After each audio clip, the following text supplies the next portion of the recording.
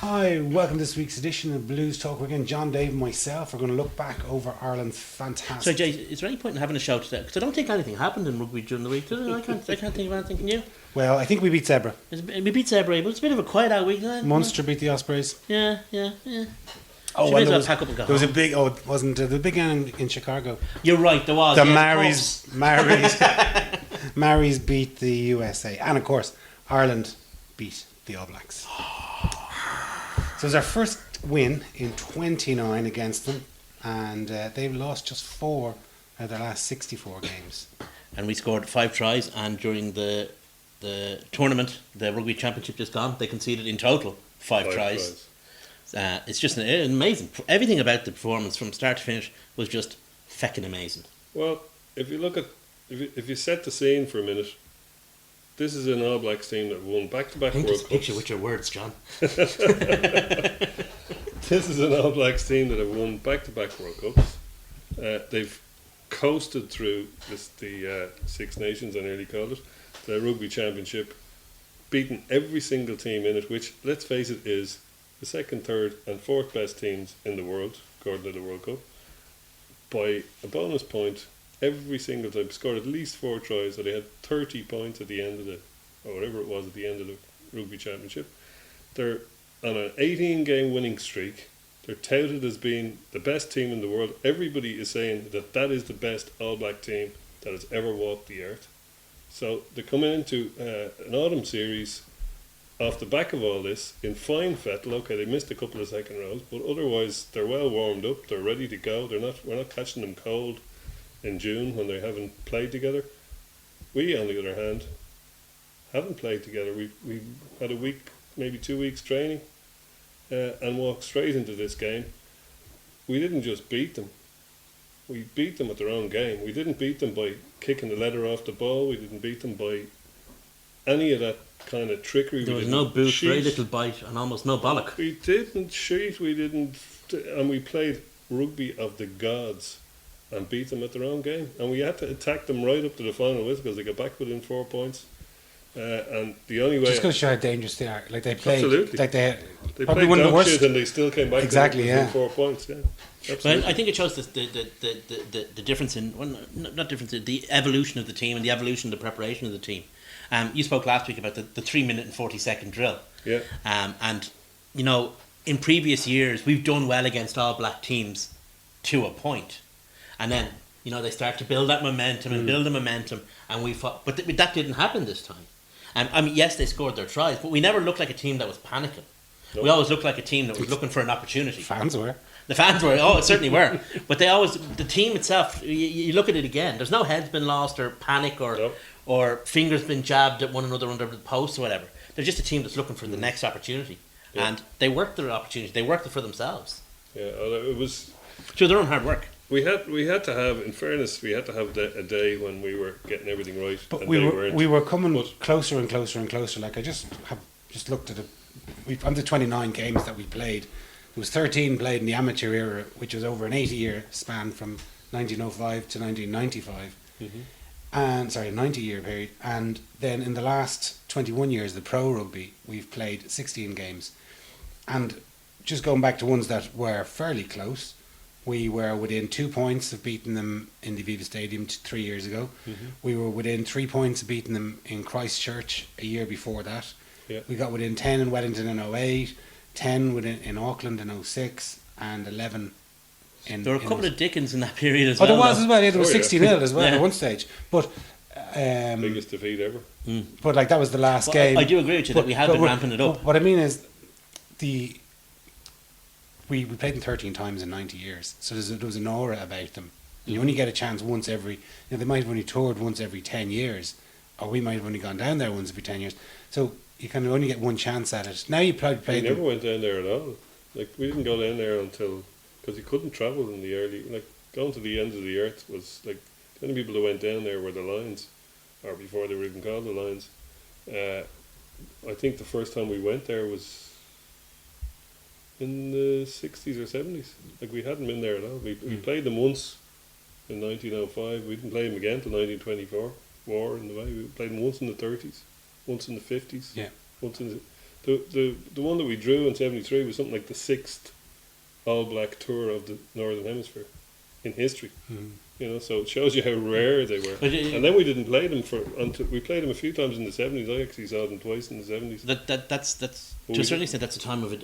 It's almost a different sport. I mean, Yeah. the past it is It a different is. sport. I mean, the game is different. The idea that you couldn't tour anywhere now is crazy. It's crazy because now you just get on a plane. You know, But they don't tour anymore. no, there's Do you know what I mean? there's no touring. No, Like, they just go and play but there's no need for a touring. couple of. You know, But you know, they used to come up to here and they play matches against the 4 provinces, or certainly 2 of the provinces, and then they'd play the international as They well. play Newport. Whereas and now, Cardiff exactly, and- yeah. Now they just come and they play one international, move on to the next fixture, Yeah. and they do it over 3 or 4 weeks, and they're gone.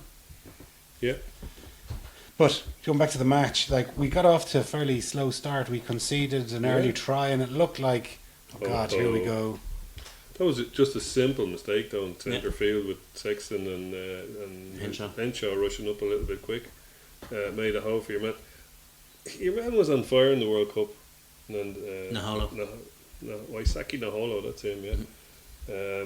He was really on fire, and he only just barely got into he only just started in the All Blacks just before the World Cup, but I'm not all that convinced by him. Like, he's lethal with the ball in hand, and he's great handoff, he's great step, he's got all the toys that you'd expect, but incredible balance. he has, yeah, but in defence and I'm not altogether convinced of him at All Black winger level in defence or in perhaps his rugby brain.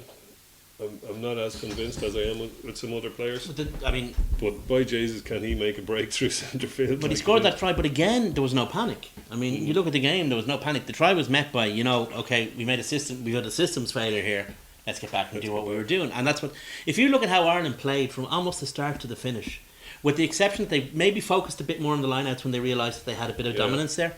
Ireland didn't really change the way they played because they had the number. They had it work. Not they didn't have them worked out, but they'd worked out a way that Ireland was going to play in this game that was going to be successful. And that's what they did. If you look at the things, I mean, obviously the set pieces, scrum was good. Line out, their line out collapsed in the second half. And the third set piece, which we often go on about here, the restarts. Restarts were really brilliant. Really good, There's one thing that I noticed, and it reminded me of when Ireland were playing good rugby or winning rugby under Schmidt. I wouldn't say good rugby, some of it wasn't particularly effective rugby. Very effective, but we spoke about it 2 or 3 seasons ago. When somebody came off, somebody came on. It was like this, another piece of a cog in a machine, and it was just been slot one in, slot one out. And it reminded me of that at the weekend, that you take, Jody Murphy got injured, Van der Fleer came on fairly early. We brought on, like, even our linchpin, Sexton came off with more than 20 minutes to go. And we brought on a young fella who's played 10 pro games of rugby. But like, he's coming into that environment with 20 minutes to go when the All Blacks are starting to ramp it up. At the home, yeah. But he was great in defence. In a way, that's what I mean, though. I mean, even it wouldn't matter if Ireland were playing the All Blacks or if Ireland were playing, I don't know, Canada, right? Because Carbery came into that environment. Who were the 2 best players in the Irish team? Murray and Henshaw. And who was standing on either side of him? Yeah. That's it. I mean, for an out half, if you're going to make an international debut, it's not a great way to be. Now, I'm not saying that he laid back on those, but to have them there as support, and it has to be said, the discussion for the next couple of years about who's the best scrum half in the world is over. It's just over. Well, he was good, all right. He was very good. He was beyond good. I mean, he was man of the match by some distance for me. Did he actually get man of the match? I think. I didn't see who got it. I didn't see either. But I can see through the forest of arms. There was 15 or 23 of them anyway, or whatever played. Well, like, he played brilliantly. He played in a way. Carbery didn't have any pressure on him. That's true. Because he did get a little bit protected by. Yeah, it was like Pienaar when Jackson first came in, protected him. But if Carbery wanted to take it on, he could. Or if he needed protection, it was there as well. Got the step going and he got but that's what I'm saying. But if you have that safety net, it's great. And that's what he had, because of the system that Schmidt has, where everyone knows their job so well, where everyone knows that if somebody comes in, this is what you have to do to make room for the guy. It's all about the squad. Well, there were very few of them that didn't have absolutely top-notch game, as you'd expect in the game where you beat the All Blacks. Like, you know, you Yeah. can't. But even, and you have to admire, like Carney. I mean, we were giving him dogs abuse We were. for the last couple of weeks, especially with selection for this game. You in particular. Oh, but well, I we're certainly all, was. We're all doing it. Oh, absolutely me. And you know, you have to admire, and it wasn't just me. Like even Schmidt said it to him before the kickoff, Yeah. as he alluded to. You need But a he big stepped one, up. Nick. But a lot of fellas can't perform under that pressure. And fair play to Carney, because he was brilliant. He was brilliant, yeah. That catch he took off a restart on the 22 was outrageous. And Zebo as well had Yeah, that master, you know, greatest Carney American hero. ace of disguise, and Zebo, you know, master Trimmer of took, the air. Trimmer or took a whatever. couple of good ones in the air as well. Yeah. But that's Murray even took some in the air. yeah, the one that kind of bounced for his own try actually. But that's the thing. I mean, when Schmidt was playing very well, when Schmidt's teams play very well, kicking's a hugely important part of the structure. But the important thing about a kick's useless without a chase. But like And by Jesus was their chase. But I just saw there was slightly different tactics than we've seen in the last few seasons, where we weren't trying to get rid of the ball as quickly. they were this very, time. very comfortable holding No, but it, yeah. like last season and the season before, it was the Kicky ball was hoofy. almost like it was more important to get rid of the ball and put them under pressure and make 40 meters. Yeah.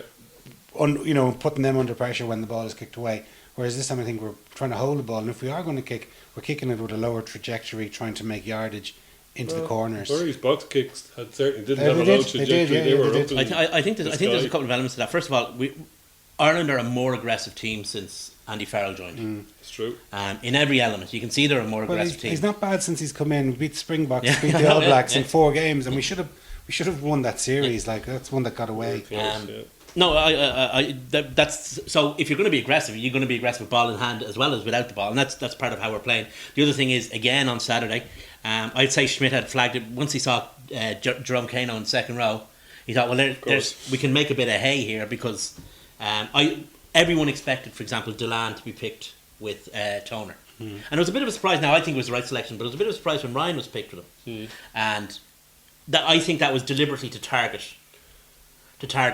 Kano, and it worked. That selection though didn't look as batshit crazy before the game as it did during the game. Like Jerome Kano No, is the longest surviving member of the All Blacks, so he's got experience in spades. He's got leadership. I don't think it was a And batshit crazy. I just think it was targeted. He's tall enough to be. I mean, I think he's 6'5" at least. He's tall enough to be a He's tall enough to play lock for Leinster anyway. Well, that's true. But it didn't. It Powerful looked, enough. He's very powerful for the scrum. He's got, it didn't look like an error in selection. Yes, they could have brought.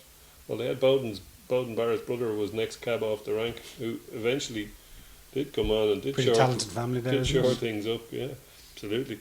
I think he can kick too. The second round. Yeah. But anyway, John Eales. It wasn't a selectoral error, but it was still something that could be targeted, Of course. which is what happened. But during the game, it looked completely batshit crazy because their lineup was absolutely, and they normally have Retallick and Sam Whitelock, who are both 6'7", 6'8". They didn't have them. They didn't have Luke Romano either. Romano is, I think, 6'7" as well. I think Romano and Retallick will be back in 2 weeks, but the other chap won't be. Whitelock, I think, is out for a bit longer. But three things you're going to lose with locks, with big powerful locks missing, is obviously line out. You always want scrum as well, powering the scrum, but mauling. Like mauling is what your locks are for, and we really targeted. That's another thing we really targeted, was their attacking them with the maul, and it worked. I mean, our first try came from a maul. Well, to a certain extent, I mean, there's a lot of talk about, and I would say Made lots of inroads with about the Murray and about Sexton and about how Zebo played and how Henshaw played. The game was won from numbers 1 through 5. That was where all the hard work was done. You look at there's a great piece on the 42 at the moment about the rucks. And you look at the amount of work done at the rucks by the front 5 and indeed the back row, but the pack. That's where the game was won. The game was won by the domination Ireland gained in the air from the line out and on the ground from the rucks. And if you fight them in the air and on fight the them ground. on the beaches. But if you can offer a situation to your backline, and it's a talented backline we have, you don't even need to be all that talented. If you've got ball and time, then you've got a chance. And that's what the Irish Pack gave their backline. They gave them the ball and they gave them time to use it. Well, when you've a guy like Tyg Furlong, Yeah. you know, it's like Monstrous. he's got. You were saying earlier, Jason, he's only 23 as well, but it's like he's got another player inside him that does all. Probably ate him. You know, he's probably ate him. Yeah, he's got like he's but not. like if sorry to interrupt you, but like if you think, say, Mike Ross has been the incumbent there for the last 5 seasons, and before that John Hayes was there for 10 seasons, so you've got these two kind of props that are very functional in the scrum, but really, and maybe the line and set pieces, but don't offer a huge amount Well, on the pitch. That was Whereas- my exactly, exact but point I was going to make, was that he doesn't have the scrummaging nous of Mike Ross yet, but he's a really good scrummager. However, inside that player is a guy who can run 60 yards and clatter someone when he gets there, who can pass the ball from the back of a ruck, who can, you know, all these things that he has, that he's a modern front rower, but he's also a beast of a tight head. Like, we're bloody lucky to have him. I think he's a super talented rugby player who happens to play in the front row. I think is the kind of thing. And funnily enough, since he's kind of, if you like, taking dominance, Mike Ross's game has really picked up, I thought. Yeah. Just for Leinster as an aside, but no, Tyg Furlong is just, and you know, the entire front row. Jack McGrath's playing well. Keaton Healy's lifted his game immensely. Jack McGrath was, again, it's hard to when you single out. I singled out Murray earlier, saying he's head and shoulders above everyone. Well, he wasn't head and shoulders above Robbie Henshaw. He was a very close second in man of the match, and you know, every one of them. Stander is so muscular. Like that try he scored, the first try where he got in, he was on his knees. How did he get momentum up to get under a lock? Just kept his And leg. He somebody just else- kept the leg drive going. It was just But- superb He power. had to And do then- it from his knees. and then Rory Best Physics says you and can't do that. Standler and Heaslip, the amount of turnovers and ball that if they didn't win it on the ground, they slowed it down to make it crap ball. Yeah. As Dan Carter was playing, all he would have done was kick it away. So presumably, do you know what I mean? Like, you can't do anything with it. Yeah. So it was just. So And we even just put even them- at that, kicking wasn't an option. It wasn't an option for them because they were losing in the air, Mm-hmm. in play, and they were losing in the air from out of play. So I mean, they didn't have that actually effectively took one of their arms off because they couldn't play it. New Zealand were faced with a situation where they weren't been able to gallop around the pitch in the bright sunshine like they liked to. So they couldn't go to Plan B because Plan B involved playing a kind of a really heavy pounding game.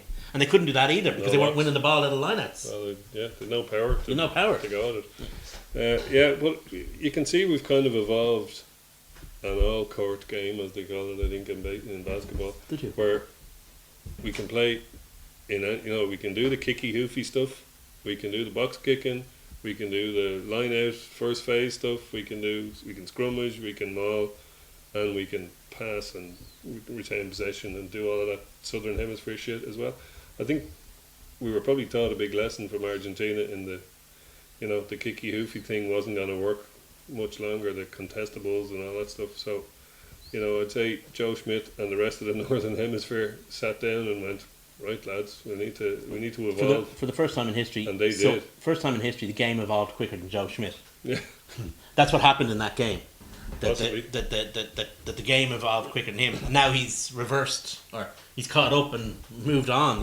But that's what happened. I think in that game, that there was a new paradigm out there in rugby, and that he was 2 weeks behind it. Yeah. So, But like you talk about Joe Schmidt, like once again we see the utterly brilliant coaching that he can just seem to be able to read what's going on in a game or predict what's going to happen in a game, and then get everyone performed. Like, you can have as many plans as you want, and we'll talk Don't get about people to buy into them. we'll talk about something's happening in Ulster at the moment, and we'll talk about that subsequently, and something might happen in Connacht. Like, they've got good coaches, but they're not able to get across to the players what they want to implement. Whereas Joe Schmidt can and has done it with Leinster and done it with Ireland. That's That the skill every teacher, one man. of but every one of those players that come, whether they start the game or they come on, are implementing the exact plan that he's laid out for them, because he can get it across to the thing is them. with Joe Schmidt, and it's famously, if you don't do exactly what he tells you, you're gone. I mean, there are guys who were brilliant on Saturday. Or as we call it nowadays, you're Joe Moody. Yeah, but there were guys who were brilliant last Saturday, but hadn't previous or had taken a while to come around to Joe's way of thinking, and so hadn't played for Joe. It was as simple as that. Now that they know, now that they do what they're told, They get it. they get selected, and that's the way it should be. If you don't do what Joe wants you to do, it doesn't matter how good you are or who you are, you're out the door. Yeah. That's true. But, what he wants you to do is generally on the money. Yeah, well, I mean, those guys, all of those guys, all 23 of those guys, and all the rest of the squad who travelled, right? Joe Schmidt got them a win against New Zealand. They'll do anything they want for him, anything he wants them to do from now until the end of their careers. Because that's what Joe Schmidt offers you. We said it at the time when he was in charge of Leinster. If you do what I tell you, you will win games and you will win trophies, and that's what happened. This week, chaps, I want you to do it in a leprechaun costume. Okay, Joe. Would you like it to be plain green, or do you want ones with shamrocks? Yeah, no, it was absolutely fantastic. Well, we scored 5 tries, so why don't we rattle through them, Dave? Oh, yeah. The first one was from Murphy Heahy. He's unfortunate. He's out for 6 to 9 months. Good for the guy. He's playing really well. He started off really well in this game. His stats in this game are incredible for a guy who was only on for 20 minutes. 6 minutes, yeah. This was just nicely And done. how he got the ball, Best got the ball over to him when he comes in. There he is. Ball from Best. Yeah. And over the line. And you couldn't see from that angle, but from behind the goal you could see he got down all right. Yeah. And they spent about 20 minutes worrying about us dropping the ball. I think they were trying to. They couldn't believe that we'd managed to keep it in play. I think because if you look at it, kind of They dropped the ball from the line. They eventually go back. Yeah. But, there's kind of if you like a bit of a we kind of roll it here to make sure it doesn't go out of play. well, they See- all come in from the side there as well. Well, look here's the guys coming in at the back, and there's the roll Uh-huh. to make sure it doesn't go out of play. And There's there, Jody. there you can see him. It's in his left hand, and he has it down. That's the bit where they dropped the ball, but they couldn't see whether they dropped it backwards or forwards, and it probably went backwards. So, hey, give us a try, ref. So there's the mauling game. We got up to it. There was a beautiful kick from Sexton as well to land it right on the 5 metre line. Right on the money, wasn't it? Yeah. And if your lineouts not under a lot of pressure, it gives you that extra split second to set them all properly. So, Mr. Reynal, there you go, arm in the air. That's Thank the way you. it should be. And good night. So that was Then This CJ's. was the standard one. This is where Carney made the big break. there was a lot of good play in this section.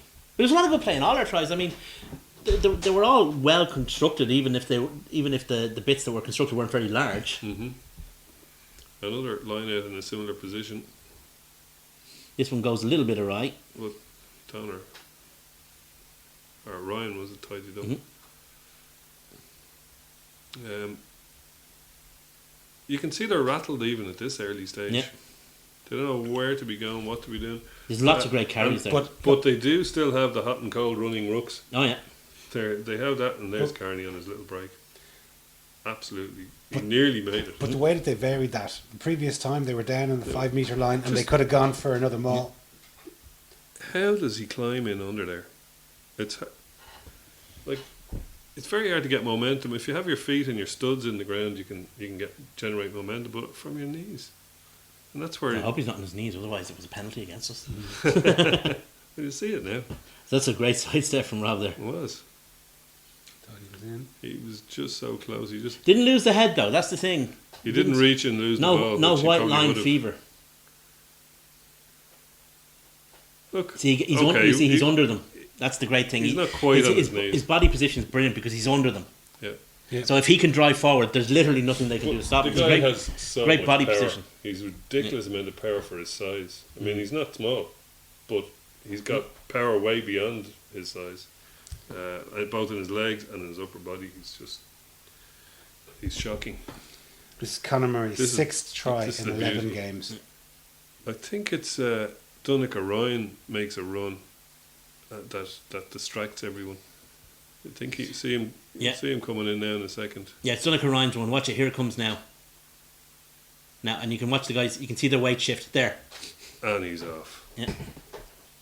Clean pair He didn't of heels. even really have to go at full tilt there, did he? No, he didn't. Cruised in. Stroll in. But that's because he looked like he was going to pass it to Ryan. Ryan was going to crash it up. But Ryan, it has to be said. as soon as he saw Aaron Smith, You don't often see this kind of chaos in the Aaron New Smith. Zealand defence, do you? no, Their scrum half just put all his weight in his left foot. And Yeah. exactly. As soon as he saw that's Smith's because eyes going, Ryan going and over the Furlong, right.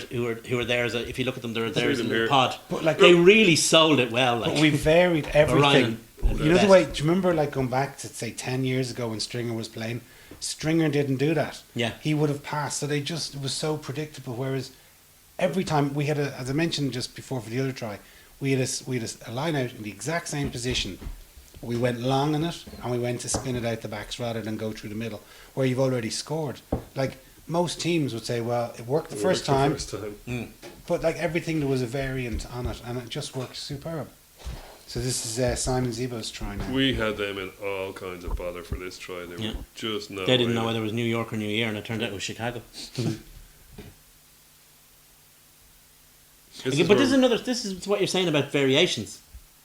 But like this time, they drove Yeah. through the middle, Yeah. and they drove they drove through the back. Whereas other ones, they drove through the front. Yeah, we nearly made it in with them all again, but there were so many of them sucked in. Like Johnny Yeah. could have just gone in there, He but, could have, yeah. like that's again epitomizes team spirit. Mhm. Everyone Yeah. knows their place, and no one is just saying, "Oh, do you know?" I like Rob Carney. He could have gone for that try, Yeah. possibly got turned over or been penalised for double movement. Similarly to Johnny, fella with a more of a Yeah, he bigger just- ego could have just easily. But what he did is he sucked He your man in committed. again. He He, did- waited. committed. He did waited. the right thing because that try was being scored no matter what. Whereas if he dived, Yeah. you know, he Well, might to have see missed. who came over behind, it was Reed. You know? Yeah. Reed is the man who he had to cover that. I Sweep. keep forgetting his name. Nandolo? No, he's the other Naholo. guy. Naholo. That's why I keep mixing them up. Naholo. See what I mean about him in defence? He's like he could. But he had no choice. He was You have to go for the man. he was doomed. It was He a should have 2-on-1. stayed out. He should have stayed No, out. you have to go for the man the ball all the time. No, in modern defence, you always go out. Always out. Yeah, the guy inside is the Really? But if is it's the 2 on inside 1, man's. it's Reed 2 or on 1. somebody would have covered. Yeah, that. well, It's 2 on yeah. 1, If you it's 2 on have- 1 that far out, it's a thing. In general, you always look at the man outside. Well, because that's if you're going to yeah, trust in the yeah, inside. in But the if, drift. if you can see, But if there's you only- left, no, I agree. I agree with both of you actually. But he had no choice in the matter. I mean, No. if He he'd taken Sexton, the ball was gone. And If he'd gone for Zebo, Sexton was gone. So yeah, it's true. there was a try being scored there. yeah. But all you can do is try and interfere as much as you can with Sexton trying to get the pass Now, away. this is probably the greatest moment This is the in Irish rugby resistance. since Ronan O'Gara's penalty in Yes. the Millennium Stadium. Yeah. Absolutely. The whole play, like Their flankers were not. This is the first. yeah, this is it's it very- from start. Where You see Beelan getting screwed. Yeah, Breland wasn't getting screwed. Your Just man was him lifting standing him. up. Yeah, your man lifted him. He shouldn't be lifted. Quite happy lifting if your scrum's going forward. this is the best bit. Murray runs 60 yards Look at to who's do there. this. Boom! Look, They're all there. 3. There's 3 guys up in his face. But like that's Julian Savea. He just ran 60 yards and monstered. Yeah. Julian Savea is about 6'4" and fucking 18 stone or something. And a monster. But they And an never got any absolute monster. momentum. Yeah. Like they were stopped. Like it's like when South Africa played the All Blacks in the World Cup final in '95. They didn't let Lomu get any momentum. Yeah, that's And they exactly put it. so much pressure on him. How many All Blacks were there? 0. Now look, this was actually a pre-planned move. This is beautiful. Look at that scrum was booked in again, Dave. No, it's not. He had, It was. he had time to come off the back and switch Okay, but that's positions. because he did very well. It was Channel 1 ball. He tidied it up so quickly. He had to. If that ball remained in the scrum, it was getting pushed back. The ball's never got getting going. On the Maybe Kiwi it That's was because wrong. it was Channel 1 ball. They have to get it out. But it was he's a pre-planned move. He's It- did this so. was- This was a move that came from South Africa. was yeah, that going they that never way, got an Jason. opportunity to use. Our scrum was moving forward. Yeah. Jason, I thought.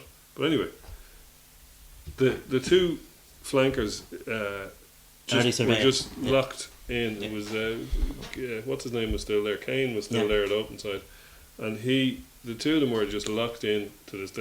Justin Marshall said in the Kiwi commentary just before, he said, Ireland are going to keep this ball in the scrum until the referee tells them to take it out, and Justin that's Marshall, he never gets tired of being wrong. it. I like him as a commentary or as a commentator actually, but he just when they were He's a bit like Robbie. He's the Robbie Savage of rugby. Come on now. well, they were interested in just pushing in on their props to keep us from pushing over. That's when Heaslip popped up, and you could see that eventually Sam Kane does get up, and he actually gets a hand on Robbie Henshaw, but it's too late by then. Henshaw's coming too hard, too fast, at the too hard an angle, you know. Well, that was again. You see, that's what we've seen. We've seen 5 tries. Okay, the maul and the front 5 played a huge part in all of them. Yeah. But each try was different. Mm-hmm. You know, and if you have a team that can put all these different things, like you said earlier, if you've got all these different options instead of just going to the air all the time or going for the corner all the time, if you've got all these different strings to your bow, then you can play a chord. Don't stretch that metaphor too far there, Dave. So, we play Canada next weekend or on Saturday, and Smith. They'll be looking for the Rayburn Cup. You know about this? It's like it's an imaginary, well, not imaginary. It's an imaginary thing. Where the world title is like a boxing world title. Yeah. And it goes right back to 95. Like the Ranfurly Shield. Yeah. So basically, the idea is whoever beats the champion is the champion until they get beaten. So we're currently the champion of the world. Okay. When was this made up? In 95, guys started doing it. There's an equivalent in soccer. It's just a way of kind of if you were the best team in the world and then somebody beats it, then they're the best team in the world. It's kind of like a heavyweight boxing thing, or like a boxing kind of model. The Ranfurly Shield in New Zealand is exactly that. Yeah. So anyway, Smith was drafted in 6 extra guys into the squad. Addy Locum, Tiernan O'Halloran, Dave Kilcoyne, Jack O'Donoghue, Darren Sweetenham and Dan Levy. Mm-hmm. So could see some of those boys getting an opportunity. I presume he's going to rest a lot. I think we'll see most of them. I'd say he'll see. I'd say there might be 3 players out of that team and playing. There'll be a lot of interest in this game because I'd say there might be spots on the bench available because he might want to go with a different approach for the home game against New Zealand. In terms of just like obviously he has to replace Murphy, and whoever else might have picked up whatever. So he needs to broaden. Sean O'Brien, I reckon, will get a run. Levy might get a run. Jack Peter O'Mahony. I wouldn't mind seeing Jack included in that. No, it's Levy maybe. Yeah, no, he could give him a call. Jack O'Donoghue's in the squad, who's a good prospect as a number 8. So there's lots of interesting things. I think Addy Loken should get his debut cap this time in this match. Well, like in fairness, without getting too ahead of ourselves or too arrogant, we should be able to take care of Canada with pretty much any team we select out of the currently available squad. Rugby in Canada is not in a good place either administratively or on the pitch at the moment. Well, I think we should have far too much for them, no matter what team we select of the players. But I still think there's things in this game for us, no matter who we're playing, depending on the selection. Well, will Ringrose maybe get a run? Oh, he definitely will. Yeah. Ringrose and Carberry. They say Paddy Jackson is back, so Carberry will either. Carberry will probably be on the bench, and they'll give Paddy Jackson a run. But it could go the other way around. Ringrose will almost certainly start, I would think. I imagine some of the reserves that played. Henshaw needs a break. Yeah, he did Trojan work. I'd say Marmion will start. Ringrose will start because they stripped and didn't get on. I'd say Craig Gilroy will get a start because he went over. Unfortunately for Luke McGrath, it's a position of limited opportunity. You might get a bench. You get the bench. I'd say you get the bench. Yeah. So he'll get on. So you see the guys who went. The rest of the travelling squad will play. Plus some of the guys who called up. I'd say he might go with Gilroy and Addy Loken on the wings. Tiernan O'Halloran on the fullback as a thank you for his sterling efforts in South Africa, for example. That'd be. The question is inside centre. Who is going to be selected as inside centre? Probably Tom Daly. I don't know. That's an interesting question. And I suppose there's Luke Marshall, isn't there? Is Luke Marshall available? Yeah, he's playing at 13 more now. Yeah, he is. It might be maybe here's a mad owl idea. Play Jackson and Carberry. 10 and 12. Who goes at 12? Carberry, I'd say. Well, when I was writing the notes, I just thought he's played 10 first class games, but his talent was spotted. Like he was playing club rugby for a tie.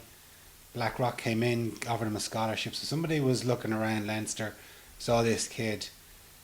He's been fairly much fast tracked into the. Even when Leinster were training in the summer, and they had what's his name? Sorry, So Graham Henry. Graham Henry came up, and he said, "There's your out Yeah. half for the next 10 years, right I there." believe Joey Carberry's granddad in South Africa and New Zealand has been telling that story to the press during the week himself. So that story has now gone all the way around the world. He's also Joe Carberry, apparently. But it's a matter of, like you say, it's about talent identification. I mean, why did it? What was it? Blackrock or Leinster that spotted him in that final year to give him the Well, Blackrock have been, the scholarship. Blackrock have been doing that for years. Oh, they have, yeah. They've been picking going back out- more than 30 years, and so. But I'd say Leinster Rugby would not have been opposed to the plan, so they could get him a year of, if you like, almost pre-academy before they put him into the academy. Well, Anyway, I don't know, but I pay presume That's Blackrock kind of were. a holistic approach, I suppose.